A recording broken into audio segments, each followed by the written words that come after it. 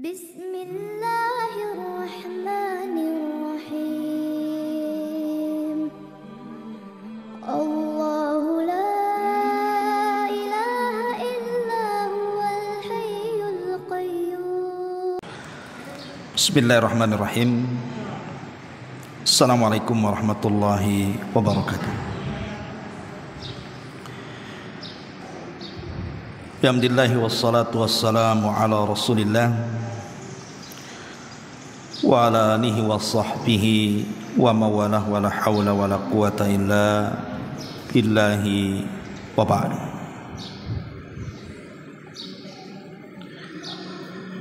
Alhamdulillah, di pagi menjelang siang ini kembali kita bisa duduk berthalabul ilmi di Masjid Nidaul Ilmi.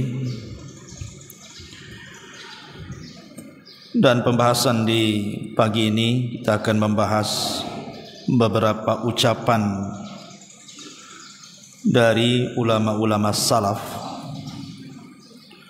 tentang bahaya dari sebuah dosa. Ma'asyiral muslimat yang dimuliakan Allah Subhanahu wa taala. Kita tahu bahwa saya, ibu atau siapapun tidak mungkin terlepas dari dosa. Tidak ada satupun manusia yang lepas dari dosa.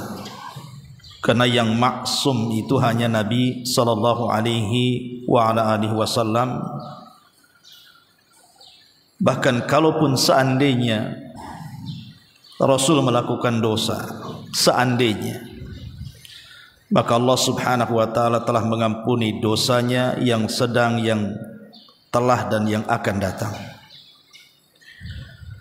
Tetapi umatnya tentu tidak demikian. Umatnya Nabi SAW pasti tersentuh dengan dosa, baik dosa kecil ataupun dosa besar. Dan dosa itu selain daripada akan dicatat oleh malaikat Raqib dan Atid, lebih daripada itu dosa ini akan membuat titik hitam dalam hati. Satu kali dosa kita lakukan, satu titik hitam menempel dalam hati.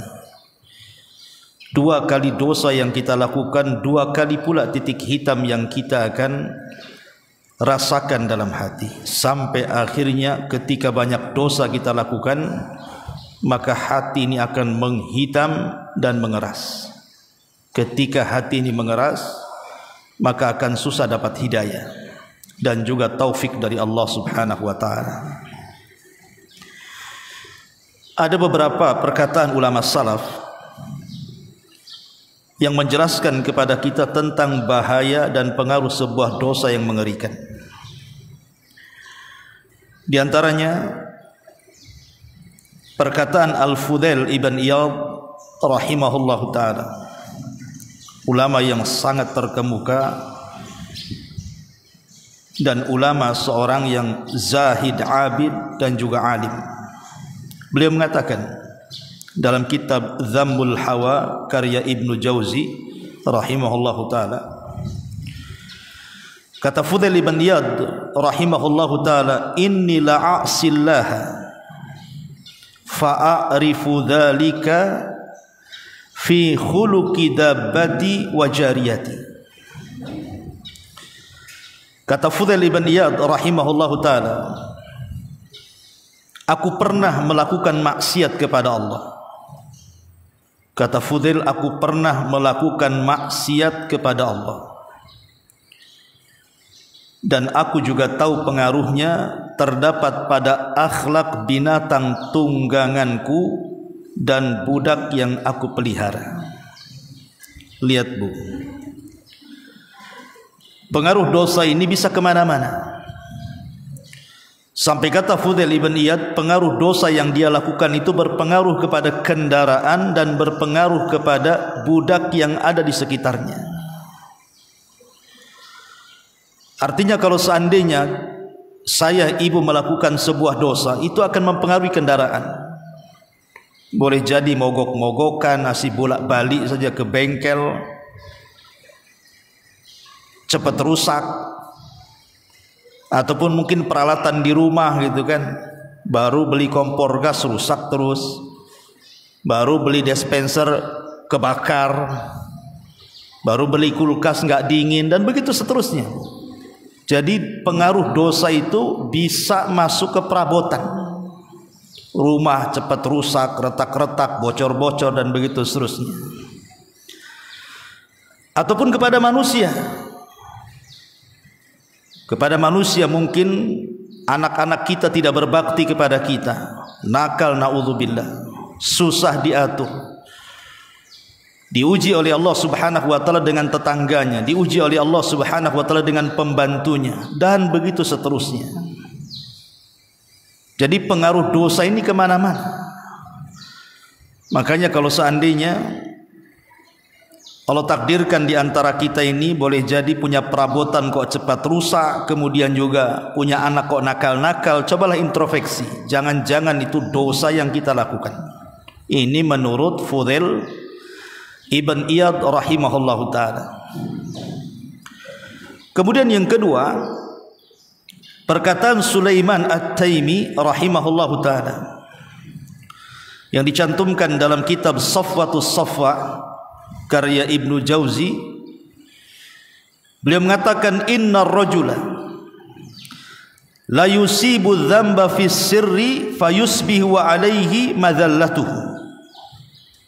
Kata Sulaiman At-Taimi rahimahullah ta'ala mengatakan, innar rajula, terkadang seseorang, la yusiba dzamba, melakukan sebuah dosa fi sirri, tidak terang-terangan, dosa yang disembunyikan, yang tidak ada yang tahu kecuali dia dengan Allah Subhanahu wa ta'ala.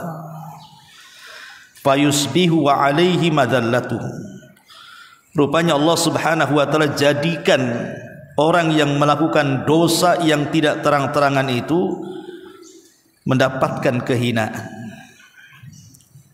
mendapatkan kehinaan dari Allah Azza wa Jalla. Boleh jadi mungkin dicaci maki orang, digibah orang, dihina orang, direndahkan orang. Ada saja ucapan-ucapan orang yang tidak enak kepada kita. Itulah pengaruh dosa. Padahal dosa itu tidak ada yang tahu kecuali dia dengan Allah saja. Tapi dengan itu Allah Subhanahu wa ta'ala justru merendahkan kita di hadapannya dan di hadapan makhluknya. Ini di dunia, Bu. Apalagi di akhirat jelas. Kata Nabi SAW, nanti pada hari kiamat akan ada orang yang datang menghadap Allah membawa pahala sebesar gunung Tihama. Gunung Tihama ini besar, gunung terbesar kedua setelah Uhud.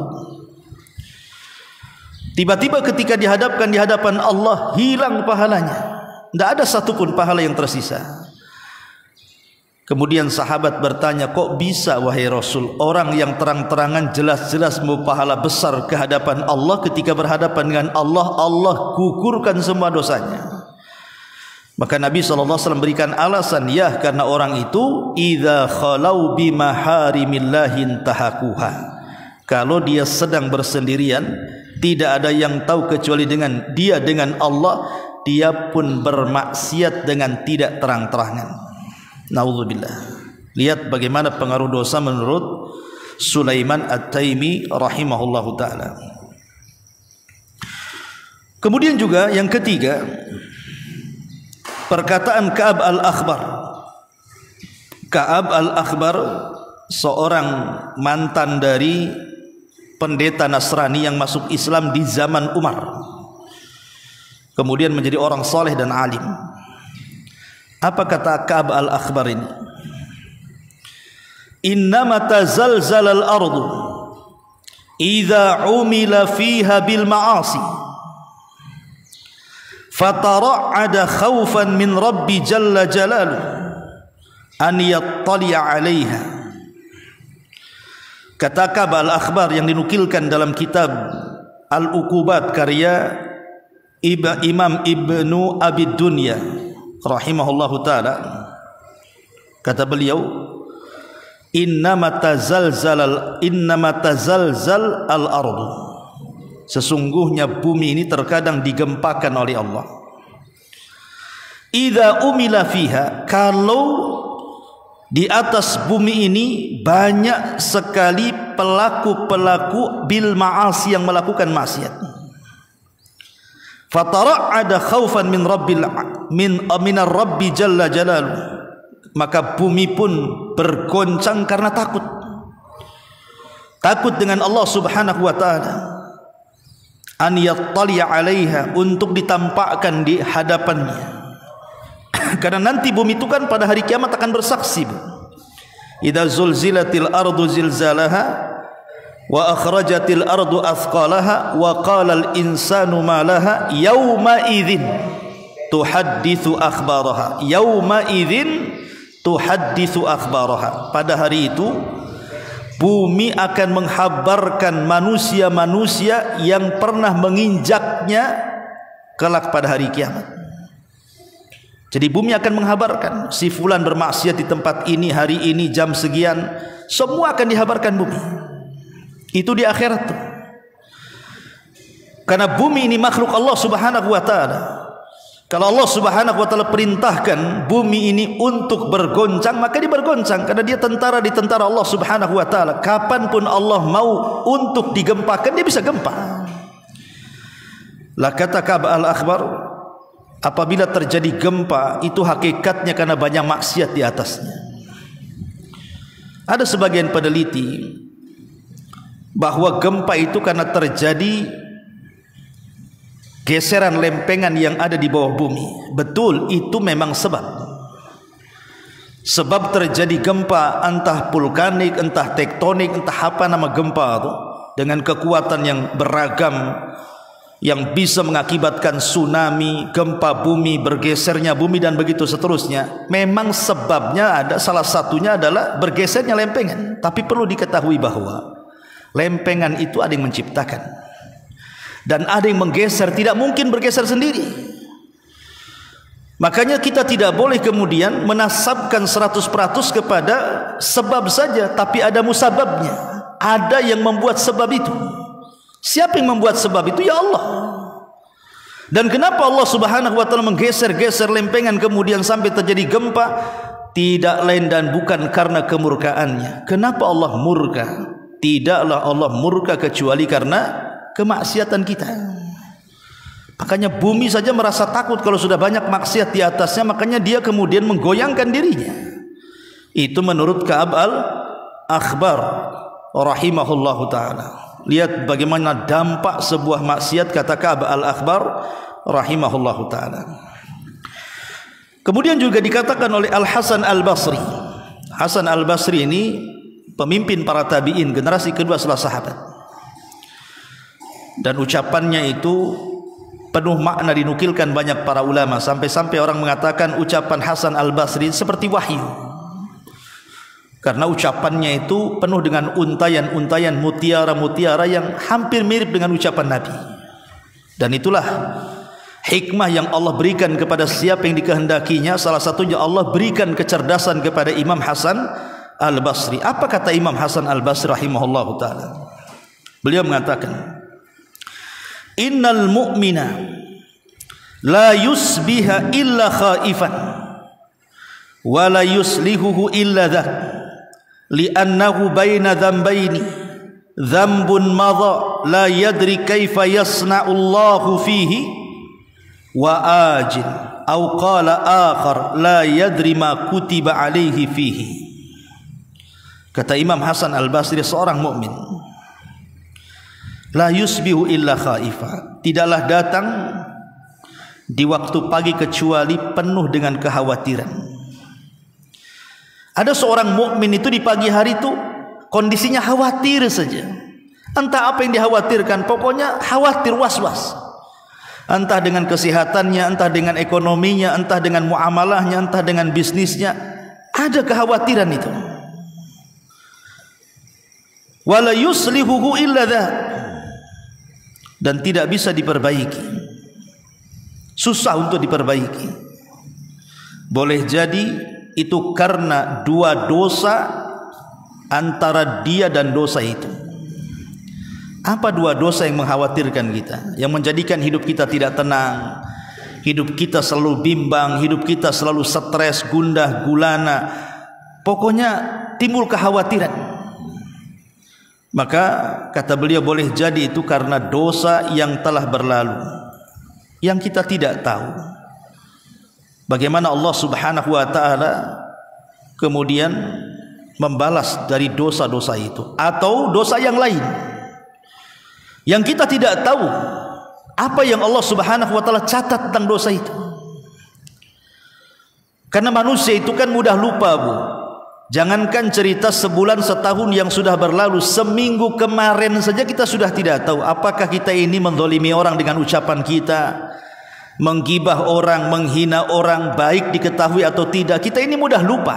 Makanya nanti pada hari kiamat itu salah satu kekhususan hisab adalah memori yang pernah hilang di bumi dikembalikan. Jadi nanti di akhir itu semua memori akan dikembalikan itu. Kita akan ingat sejak kita akal balik sampai kita wafat, kita ingat betul rinciannya supaya disesuaikan dengan catatannya. Tapi di bumi ini ingatan kita terbatas. 1 minggu yang lalu saja kita tidak tahu apa pernah mukul orang, pernah gibah orang, pernah caci maki orang, pernah mengambil hak orang, dan begitu seterusnya.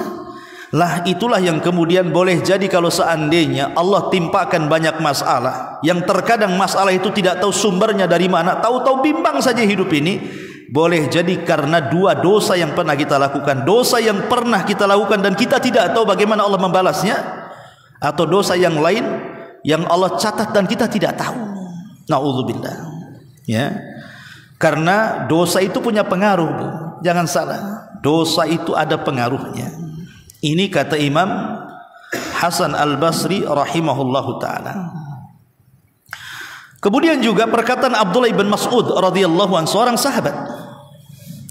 Abdullah ibn Mas'ud ma'ruf as-sabiqun al-awwalun, sahabat yang mula-mula masuk Islam dan pakar Quran. Kata beliau, innal mu'mina yara dhunubahu ka'annahu qa'idun tahta jabalin yakhafu an yaqa' alaihi, wa innal fajira yara dhunubahu kadhubabin marra ala anfihi faqala bihi hakadha. Kata Abdullah bin Mas'ud radhiyallahu anhu, seorang mukmin apabila dia melihat dosa-dosanya, maka seolah-olah dia duduk di bawah gunung yang hampir meletus. Kira-kira kalau seandainya ibu duduk di bawah gunung atau di bawah gedung yang akan roboh, kira-kira apa yang ibu lakukan? Pasti ibu akan lari sekencang-kencangnya biar tidak kena letusan gunung atau terkena runtuhan gedung kan, Bu? Itu pasti, itu secara fitrah pasti lari. Lah itulah seorang mukmin seperti itu.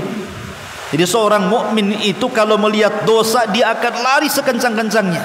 Dia tidak mau dekat-dekat, lewat saja tak mau. Ya. Jadi begitu harusnya. Jadi kalau ibu nih nampak ada majelis gibah nih, udah kumpul 1, 2, awalnya yang ngobrol biasa-biasa saja, kok lama-lama membicarakan orang, membicarakan kawannya, tetangganya, maka seorang mukmin langsung cabut, Bu, dari situ.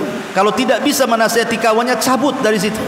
Nggak mau, ini sudah nggak beres nih obrolannya nih. Tadi ngalor ngidul ngetan ngolon, nggak ada lah cerita-cerita orang ini. Oh sekarang ini sudah kemana-mana ini. Lah ini seorang mukmin kalau sudah nampak ada dosa, pergi dia.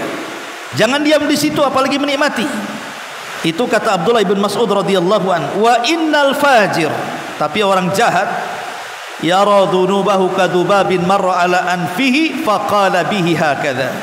Tapi kalau orang jahat, orang fajir, orang zalim, dia melihat dosa itu seperti lalat yang menempel di hidung. Kalau ditepak datang lagi, diusir datang lagi. Seperti itu. Nyeselnya itu sebentar saja. Ibu duduk di majelis taklim, kemudian habis taklim selesai tak balik, ngumpul-ngumpul, gibah orang pula di situ. Tahu-tahu kata Ustaz tak boleh gibah ini, sudah yang lain saja. 2 menit setelahnya gibah lagi dia. Padahal dia tahu itu. Ya. Lah itu orang fajir itu kenapa? Karena dia tidak mau pergi dari situ. Dia anggap gibah itu perbuatan remeh, padahal itu dosa besar tuh. Itu ibu, untuk orang fajir tuh kayak gitu tuh. Makanya hati-hati. Ya, seorang fajir itu kalau melihat dosa itu seperti lalat yang diusir datang lagi, diusir datang lagi. Dia tidak tobat-tobat, Bu. Dia bukan tobat, dia tomat dia. Habis tobat kumat, habis tobat kumat. Nah, itulah seorang fajir. Nauzubillah. Ma'asyiral muslimat yang dimuliakan Allah Subhanahu wa taala. Kemudian juga Aisyah Ummul Mukminin radhiyallahu anha mengatakan. Apa kata Aisyah radhiyallahu anha Ummul Mukminin zaujatun Nabiyina sallallahu alaihi wasallam? Aqalludz dzunuba, sedikitkan oleh kalian dosa. Kata Aisyah, aqalludz dzunuba, sedikitkan oleh kalian melakukan dosa. Fa innakum lan talqawallaha bi syai'in afdala min qillati adz-dzunub. Karena sesungguhnya kalian pasti akan berjumpa dengan Allah. Ingat, sedikitkan dosa karena kalian pasti akan berjumpa dengan Allah. Dan seafdol-afdolnya manusia yang berjumpa dengan Allah adalah yang paling sedikit dosanya. Kata Aisyah, sedikitkan perbuatan dosa karena kalian akan berjumpa dengan Allah. Dan seutama-utama perjumpaan hamba dengan Allah adalah yang paling sedikit dosanya. Kenapa? Karena kalau sudah banyak dosa, kita lihat kemurkaan Allah di bumi saja sedemikian luar biasa, macam mana di akhirat? Kalau Allah marah saja di dunia, lautan bisa menguap ke daratan, gunung bisa dihancurkan, bumi bisa digempakan, langit bisa diruntuhkan. Itu di bumi itu. Kalau Allah sudah murka itu semua bisa hancur. Apalagi kalau jelas-jelas di akhirat kita berjumpa dengan Allah dengan segudang dosa, naudzubillah. Makanya kalau perkataan Aisyah radhiyallahu anha mengatakan seperti itu sudah wajar. Aqalludz dzunub, jangan perbanyak dosa karena kalian akan berjumpa dengan Allah Subhanahu wa taala. Ma'asyiral muslimat yang dimuliakan Allah Subhanahu wa taala. Makanya kenapa Umar bin Khattab radhiyallahu anhu satu hari pernah terjadi gempa di kota Madinah. Ya, tidak seperti sekarang lah gempanya itu, enggak ya, macam lini lah, getar-getar bumi itu. Maka Umar mengatakan, kalau sampai ada gempa 2 kali, saya tidak akan seatap dengan kalian. Itu baru satu gempa. Umar mengatakan seperti itu. Kalau sampai ada gempa susulan, aku tidak akan seatap dengan kalian. Bertakwalah kalian kepada Allah. Umar paham bahwa tidaklah bumi digempakan kecuali karena kemarahan Allah, dan tidak mungkin ujug-ujug Allah marah kecuali karena dosa yang dilakukan hamba kepadanya. Makanya Umar mengatakan, kalau sampai ada gempa susulan, jangan harap saya seatap dengan kalian. Berarti ini karena dosa yang kalian lakukan. Begitulah rasa takut para ulama salaf tentang dosa. Sampai Muhammad ibn Sirin, seorang ulama tabi'in, ma'ruf Muhammad ibn Sirin itu, saking takutnya dengan dosa, dia itu seorang pembisnis, Bu. Pembisnis, namanya pembisnis besar itu biasanya dia punya cara pandang ke depan yang akan menghasilkan bagi usahanya. Itu seorang pembisnis biasa, apalagi yang sudah jatuh bangun, seorang bisnis itu pasti akan melihat peluang. Maka satu hari Muhammad ibn Sirin ini melihat peluang bahwa di pasar itu kelangkaan minyak goreng, minyak zaitun, minyak goreng, sehingga dia kumpulkan semua modalnya. Jadi dikumpulkan semua modalnya, Bu. Kemudian dia pun kulaan minyak sebanyak-banyaknya, karena dia sudah paham ini peluang jual minyak ini pasti akan menguntungkan. Setelah dibeli semuanya minyak goreng itu, ya, besoknya mau dipasarkan, Bu. Allah takdirkan ada beberapa bangkai tikus yang ada di minyak itu, entah jatuh dari mana. Ada beberapa bangkai tikus mengenai semua minyaknya. Apa kata Rasul? Kalau ada bangkai tikus kemudian jatuh di minyak yang mencair, maka buang.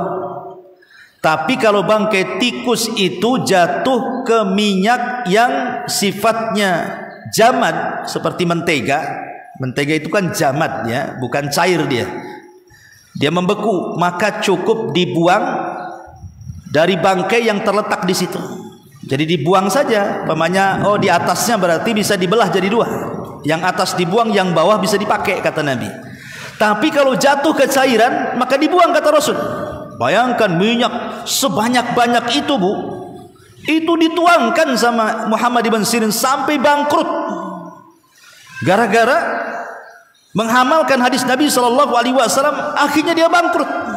Tapi dia memilih untuk dibuang daripada dijual. Walaupun sudah jelas-jelas untungnya, Bu. Kalau ibu di posisi Muhammad ibn Sirin, tinggal dibuang aja lah tikusnya, dijual lagi kan, Bu. Siapa yang tahu? Itu kalau kita tidak pernah warok masalahnya. Tapi Muhammad ibn Sirin rela bangkrut karena takut bermaksiat kepada Allah Azza wa Jalla. Sebab kalau dijual menabrak larangan Rasul. Begitu takutnya para ulama, Bu, ya, terhadap dosa itu luar biasa. Nah, inilah diantara ucapan-ucapan ulama salaf. Ya. Adapun secara umum dampak melakukan dosa itu, pertama, dampak orang yang melakukan dosa itu apa saja sebenarnya? Pertama kata para ulama, hirmanul ilmi. Ilmu akan diharamkan kepada orang itu. Walaupun dia seorang yang cerdas dalam ilmu agama, maka dia tidak akan pernah dapat hidayah. Kenapa demikian? Karena ilmu adalah cahaya, dan cahaya itu tidak akan masuk kepada hati orang-orang yang bermaksiat. Makanya Imam Malik ketika melihat Imam Syafi'i kecil belajar kitab Al-Muwatta kepadanya, kita tahu Imam Syafi'i itu muridnya Imam Malik, ya. Ketika usia belasan tahun Imam Syafi'i itu belajar kepada Imam Malik lewat rekomendasi pamannya, yang kebetulan pamannya juga tokoh di Mekah, dan juga lewat rekomendasi Gubernur Mekah, karena kan tidak sembarang di zaman itu belajar kepada Imam Malik, harus ada rekomendasi. Dan Imam Malik kan imam dunia gitu ya. Imam Syafi'i anak kecil, susah dia belajar kepada Imam Malik. Tapi setelah tahu kecerdasan Imam Syafi'i, maka Imam Malik menerima dia sebagai muridnya.